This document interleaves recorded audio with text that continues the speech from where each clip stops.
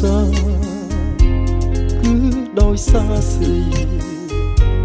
បងធ្លាក់ខ្លួនរីងរៃព្រោះឥតនេះព្រោះស្រីចាក់ចិនដាជួនឈ្លាចិត្តខ្ញុំដែលមេត្តាតើដឹងឬទេនាងថាជីវិតខ្ញុំឥតខ្លឹមសាររងចាំស្នាំថាដំបងតែប្រែជាធ្វើឲ្យខ្ញុំទុក្ខាគ្មានពេលហើយតើដឹងទេស្រីថារាល់ថ្ងៃបងក្រុមក្រៀមបៀមទុកព្រួយខ្លួនមួយរងាថ្ងៃដែលបែកគ្នាឈឺចាប់ពេលសំរកម្មចិត្តផុតសង្ឃឹមស្ទើរសូន្យសង្ឃឹមតើដឹងទេស្រីថារាល់ថ្ងៃចិត្តនៅតែចាំពុំក្តីឈឺចាប់ពើផ្សាគឺដោយសារស្រីបងធ្លាក់ខ្លួនរីងរៃព្រោះឥតនេះព្រោះស្រីចៅចិនដាជួនឈ្លាចិត្តខ្ញុំដែលមេត្តា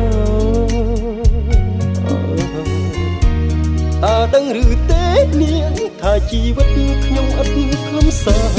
រងចាំស្នាំថាដំបងតែបែរជាធ្វើឲ្យខ្ញុំទុក្ខាគ្មានពេលហើយតើដឹងទេស្រីថារាល់ថ្ងៃបងក្រុមក្រៀមបៀមទុកព្រួយខ្លួនមួយរងា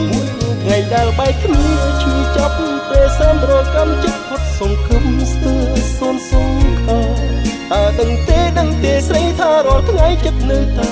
ចាំពុំគ្មានសេចក្តីឈឺចាប់ណាធ្ងន់ធ្ងរជាងសេចក្តីស្នេហាដែលត្រូវគេបោកប្រាស់ឬក៏ក្បត់ចិត្តនោះឡើយ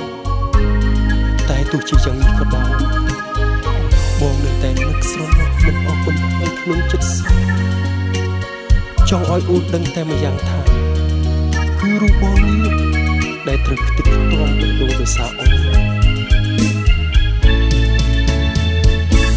រងចាំស្នាមថាដំបងតែប្រែជាធ្វើឲ្យខ្ញុំទុក្ខាគ្មានពេលហើយ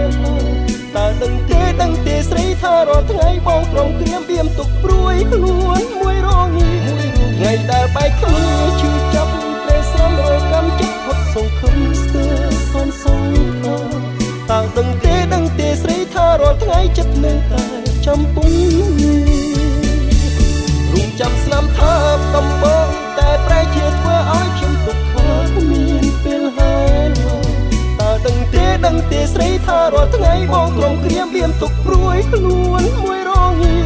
ថ្ងៃដែលបែកគ្នាឈឺចាប់ពេលសំរកម្មចិត្តផុតសង្ឃឹមស្ទើរសូន្យសង្ឃឹមតើដឹងទេស្រីថារាល់ថ្ងៃចិត្តនៅតែចាំពុំតើដឹងទេស្រីថារាល់ថ្ងៃចិត្តនៅតែចាំពុំតើដឹងទេស្រីថារាល់ថ្ងៃចិត្តនៅតែ